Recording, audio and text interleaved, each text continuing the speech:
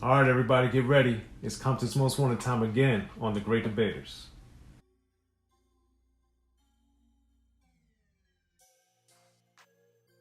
All right, Amir. So as everybody knows, they got to hit that subscribe button, like our content, share it, talk about it, be about it. Each one, teach one. We appreciate your guys' support and getting unique access entertainment this far. And The Great Debaters, we keep growing, so thank you for that support as well. Now today on The Great Debaters, Amir and I are going to be talking about Compton's Most Wanted second album, Straight Checkn. It came out in 1991. Phenomenal album in my opinion. But Amir, what were your first experiences with this project? Wow. So this album is something very special. 1991. We've done a few videos recently about albums from 1991, and it's crazy. You know, there's so many potent releases from 1991 from just a wide variety of artists. And this album is not a slouch by any means. This is definitely one of the better albums of 1991, and that is a year that's just packed with. It's one of the best years in rap history. Man, so just take that in. You know, this album is just so great. But with that being said, let me go ahead and get into one of my picks. They Still Gafflin is one of mine. First off, I think the sequencing, you know, going from the intro to They Still Gafflin is very well done. And I think that's something that I just love shouting out, because I think that's kind of a lost art in a lot of the music being made today.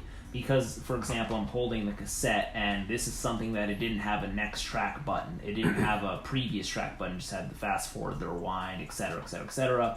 But this is something that you wanted it to play as smooth as possible to have the best listening experience possible. I think Comptons Most Wanted, as well as a lot of groups and artists from this time, they knew that, and that just makes the intro going to They Still Gafflin incredible.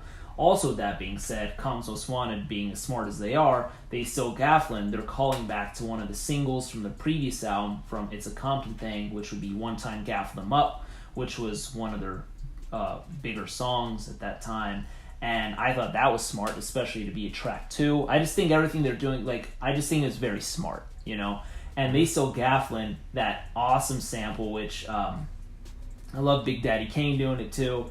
But that I loved. I love how 8 is telling the story about, you know, the cops who see him in a nice car, and then they make the U-turn and pull him over. And, you know, he's basically, you know, saying, you know, I'm just a rap singer and blah, blah, whatever. And they don't find his gat in the car. And then in the second verse, they don't find his gat again, which I thought was funny.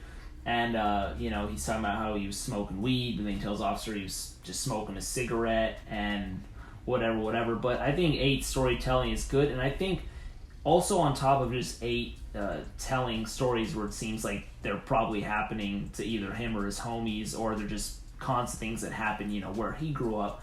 I think also MC8, his flow, it's not flashy per se, but I think it's so simple for him, and I think for the listener it's just excellent. I think MC8, he doesn't try too hard.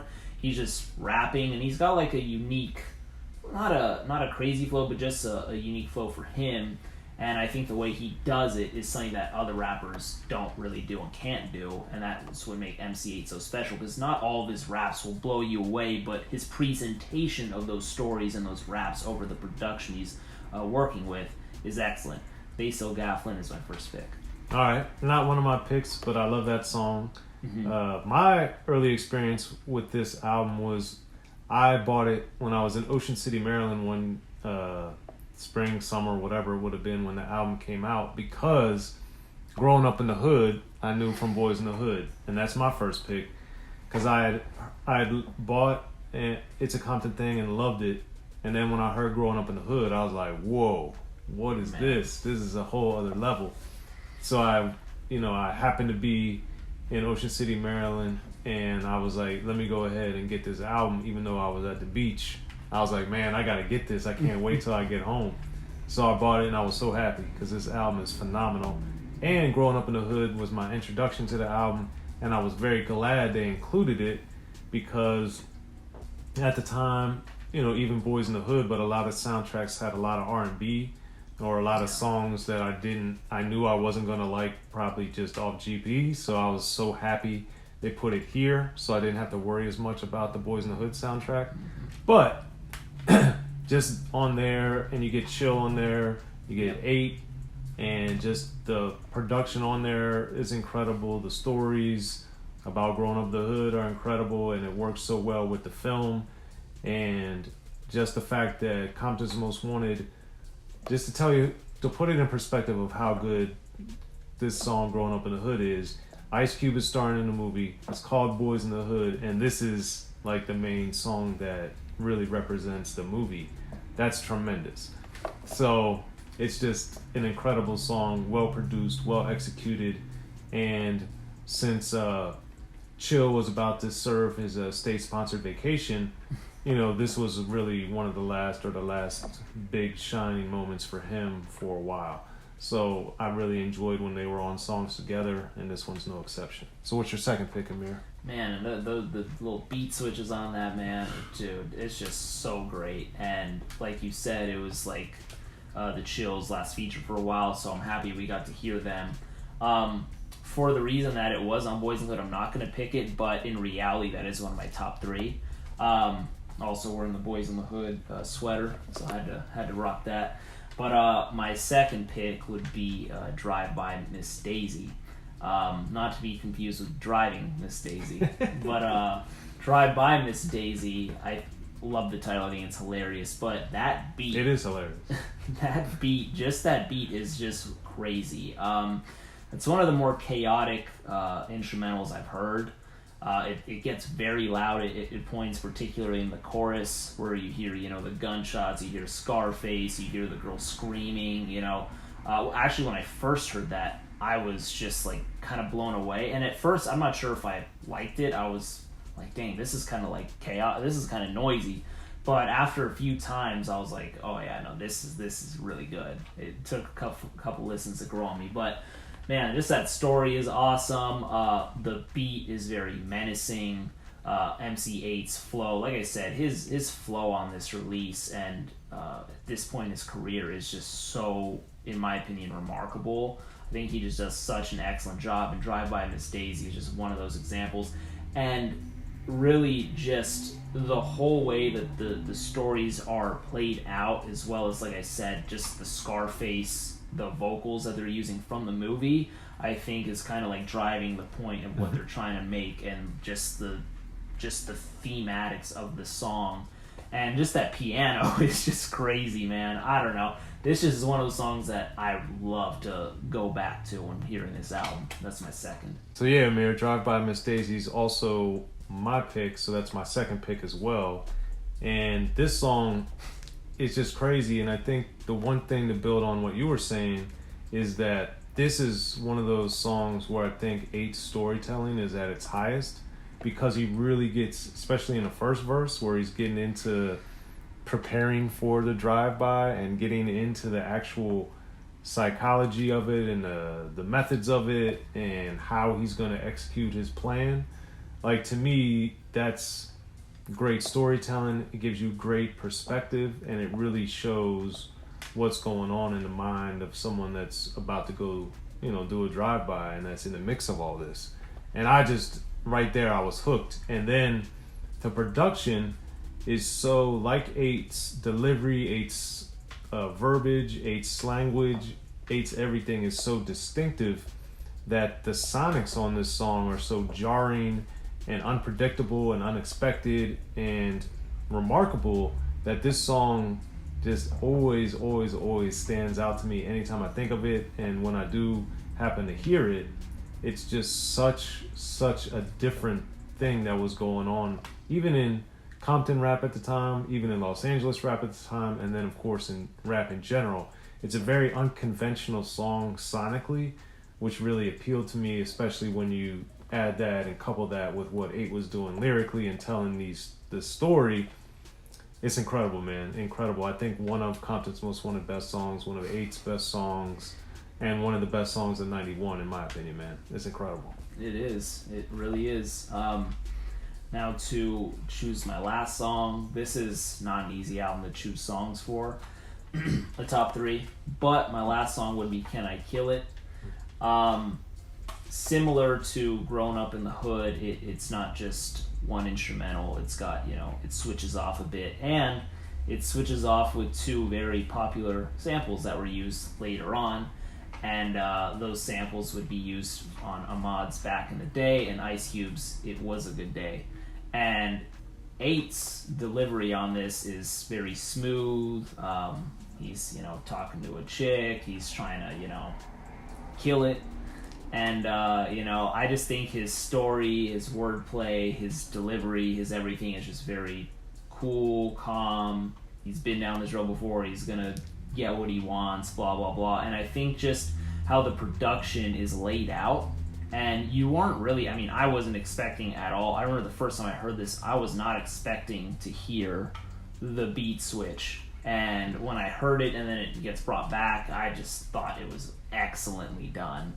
Can I Kill It is just an excellent production piece. And then also, and 8, like I said, he does great. But then also, I think on this album too, one great thing about it is even like on a song like Comptons Lynchin', you get that sample which Redman would then use on the Superman Lover song, the first one, which I thought was great. And then I think the samples and the production that were on this album were so great, and I think they had a lot of great foresight.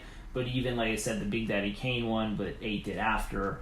But then we have the one for If the Papes Come that Tribe Called Quest had used. They had used, I believe, a few months prior to Comm's Most Wanted, but even still then to hear 8's approach on that was just awesome. And I just think that it just shows that, other people can use other beats in other ways and still make the great material and not sound redundant or overused. But Can I Kill It? I think 8's approach on those beats was just excellent. And that has to be my last pick. That's not my last pick, even though it's a phenomenal song. Mm-hmm. I really think Straight Checkn in our other video where we said what's the best Comptons Most Wanted album, I picked this one, Straight Checkn, because I think it has more variance to it than Music to Drive By, which also is 1 and 1A. It's like how do you pick which one out of those 2? But Straight Checkn is just, you got Mike T's Funky Scratch, you got I Don't Dance.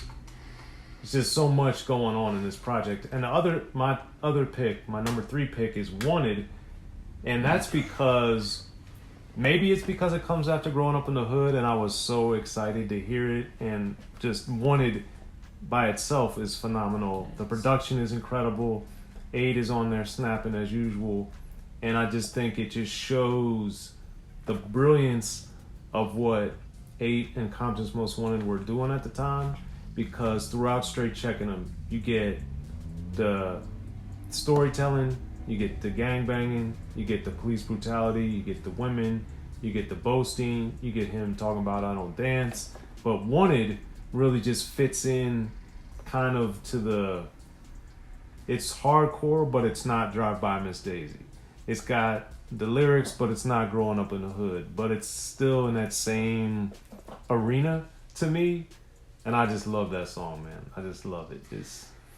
It's a great song. That was also fighting to me in my top 3. And even like with that being said, we were just talking about the samples being used. Yeah. Ghostface Killah used that, and I'm sure other people did too that aren't coming to my head. But Ghostface Killah used that on the song The Watch, right? Which was supposed to be on Bulletproof Wallets, but was scrapped, and then it made it to other compilations. But besides that, that's another just excellent example of their foresight of samples. Man, they did so great on this album from all angles. It's a classic.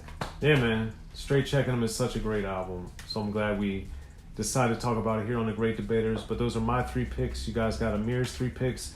Hit us up in the comments section. We look forward to hearing what your top 3 picks are from Straight Checkn. And as always, please subscribe to Unique Access Entertainment. Get a friend to subscribe. Share our content. Talk about it. Be about it. Each one, teach one. And we appreciate your guys' support. I'm Soren Baker. Amir Rahimi. Straight Checkn, y'all. Masterpiece from Comptons Most Wanted.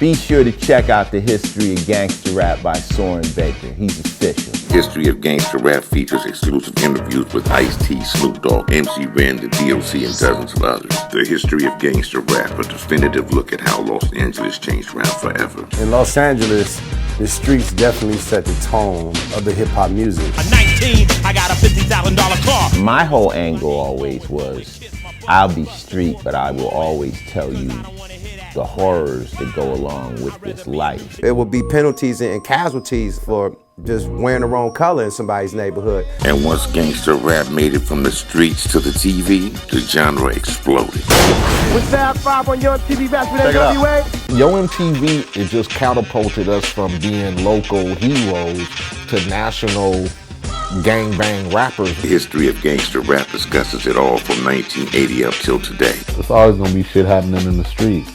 You know what I mean? So it's always gonna be something to talk about. The History of Gangster Rap in stores now.